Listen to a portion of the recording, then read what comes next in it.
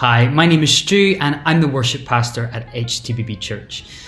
Worship is the highest calling and the number one priority of the church. John Piper says this: mission is not the ultimate goal of the church. Worship is. Mission exists because worship doesn't. When the age is over and countless millions of the redeemed fall on their faces before the throne of God, missions will be no more. It is a temporary necessity, but worship abides forever. Worship on Alpha is so important. It allows us to create a space where people can encounter the transforming power of God.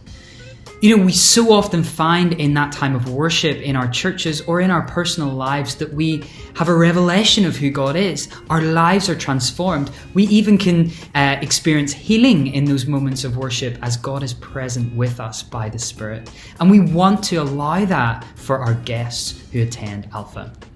Also, it gives them a taste of what church is like. If our guests go through every week of Alpha, they get to the end and then they decide to come to a church service, and all of a sudden they walk into a room and there's a group of people standing and singing, looking at a screen. That might be a bit strange for some people, whereas if they've experienced it on Alpha, they already know what to expect.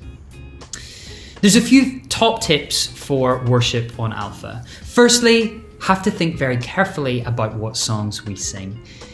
We tend to stick more closely to objective worship songs. So what I mean by that is songs that basically declare who God is and what He has done.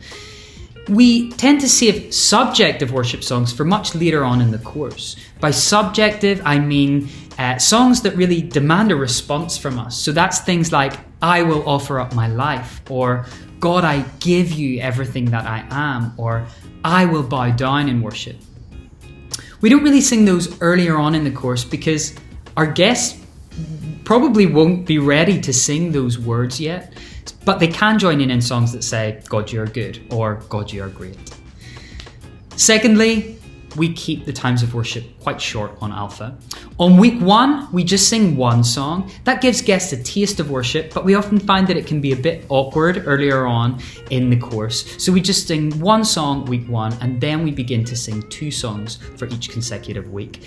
Of course, on the weekend away, that's where we can sing much more. We can have extended times of worship and allow more space in our times of singing, because by that point in time, the guests are more relaxed and much more comfortable with singing together.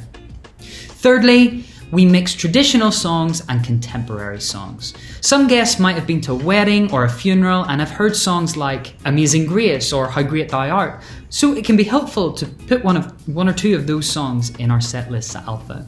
But equally, there'll be guests who won't be familiar with hymns and won't be able to engage with that language of the hymns. So it's very important that we have contemporary music and contemporary worship songs as well.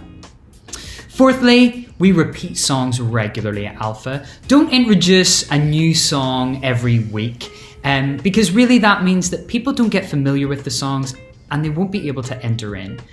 We keep a playlist of about 7 songs and we sing them on a rotation at Alpha so that people get really comfortable and really familiar with them. And if you introduce a song on week 1, then follow it up on week 2. And if you introduce a new song on week 2, then be sure to follow it up on week 3, and so on throughout the course. Fifthly, don't worry if no one is singing, particularly in the earlier stages of the Alpha course journey. People won't be used to it, they might be quiet, they might be reserved, and they might feel a bit self-conscious, but trust me, as the weeks go on, people will get much more comfortable worshiping together and they'll be encountering Jesus, so their worship will be coming alive.